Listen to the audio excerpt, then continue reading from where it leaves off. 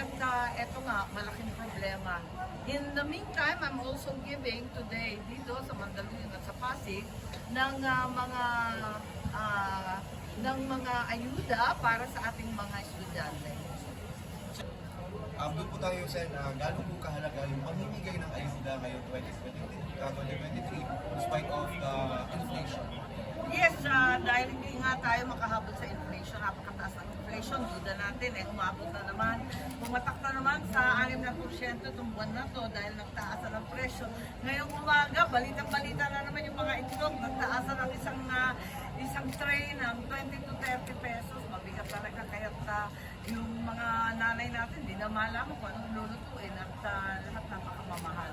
So sana, magtulungan tayo. At ito nga, yung ayuda, yung AIT.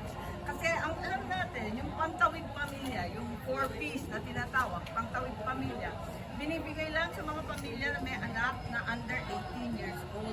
Ibig sabihin, out dyan yung mga senior citizen.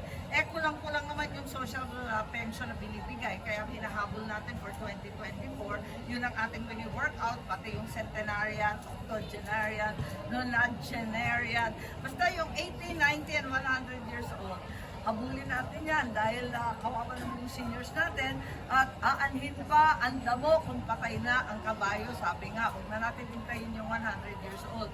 Maliban dyan, andyan din ang ating mga solo parents dahil alam natin yung solo parents walang naman nabigay. Yung PWs natin, yung pinipili natin, yung mga talagang hindi na makapagtrabaho. Yung makapagtrabaho, bigyan naman natin ng pagkakataon.